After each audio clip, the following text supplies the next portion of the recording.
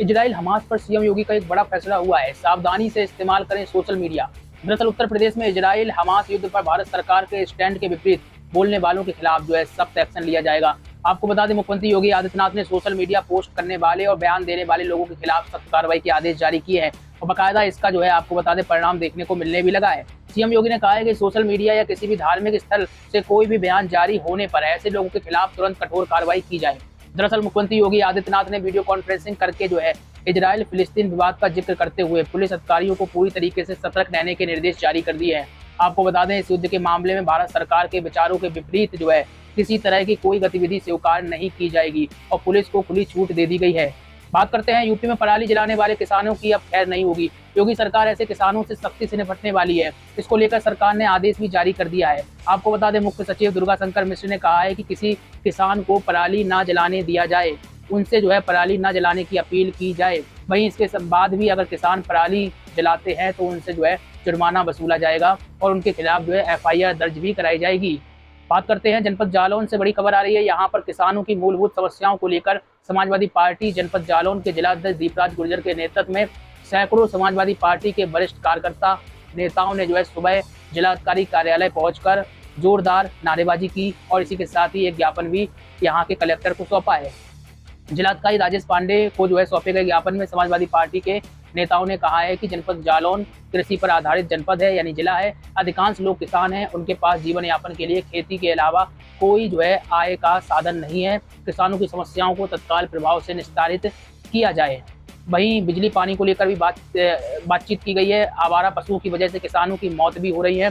इन आवारा पशुओं को तत्काल गौशालाओं में बंद कराए जाने की मांग की गई है। आपको बता दें, इस मौके पर जिलाध्यक्ष दीपराज गुर्जर, कालपी के विधायक विनोद चतुर्वेदी, पूर्व मंत्री नारायण दास अहिरवार, पूर्व विधायक कप्तान सिंह राजपूत के साथ ही पूर्व जिलाध्यक्ष वीरपाल सिंह यादव, पूर्व जिला पंचायत अध्यक्ष सहित दर्जनों सफाई इस मौके पर मौजूद रहे।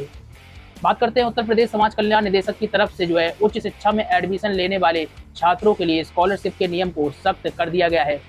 जानकारी मिल रही है कि नए नियम के अनुसार कॉलेज में पढ़ने वाले 40 साल से ज़्यादा उम्र के छात्र स्कॉलरशिप के लिए आवेदन नहीं कर सकते हैं। हालांकि इससे रिसर्च और डॉक्टरेट के छात्रों को बाहर रखा गया है। यूपी के सरकारी कॉलेजों की गुणवत्ता को बनाए रखने के लिए विभाग की तरफ से नए नियम बनाए गए हैं। पिछले सत्र तक सभी यूनिवर्सिटी और कॉलेज के छात्र स्कॉलरशिप के लिए दावेदारी करते थे और दावेदार होते भी थे। नए सत्र 2025-26 से केवल उन्हीं संस्थानों को स्कॉलरशिप और फीस में छूट मिलेगी जो NAC या फिर NBA ग्रेडिंग पा सकेंगे। चलिए बात करते हैं फेस्टिवल सीजन के बीच केंद्र 7वें वेतन आयोग के तहत पेंशनर्स और केंद्र सरकार के कर्मचारियों के लिए संशोधित महंगाई भत्ता यानी कि DA और महंगाई राहत DR के संबंध में महत्वपूर्ण ऐलान करने की तैयारी में है। मीडिया रिपोर्ट्स के माने तो बहुत ही जल्दी केंद्र सरकार 4% DA बढ़ोतरी करने पर विचार कर सकती है, जो संभावित रूप से मौजूदा 42% से 46% तक बढ़ सकता है। हालांकि इस पर अंतिम फैसला सरकार द्वारा ही लिया जाएगा, जो कैबिनेट की मंजूरी के अधीन होगा। अब बात कर लेते हैं, वित्त मंत्रालय ने साफ कर दिया है कि देश के किसी भी हिस्से में गंगा जल और दूसरी पूजा सामग्रियों पर GST नहीं लगाया जाएगा। दरअसल ऐसी खबरें सोशल मीडिया पर चल रही थी, जिसके बाद ये बात कही गई। 2017 में GST काउंसिल 14वीं और 15वीं बैठक में पूजा सामग्रियों पर GST लगाए जाने के संबंध में विस्तार से चर्चा की गई थी और सर्वसम्मत से इसे बाहर रखने का फैसला हुआ था। लिहाजा GST के लागू होने के बाद से ये छूट की श्रेणी में है। वहीं आपको बता दें, इसी के साथ ही पूजा आइटम के में काजल, कुमकुम, बिंदी, सिंदूर को भी GST से बाहर रखा गया है। इस संबंध में जो भी खबरें चल रही हैं वो भ्रामक बताई गई हैं।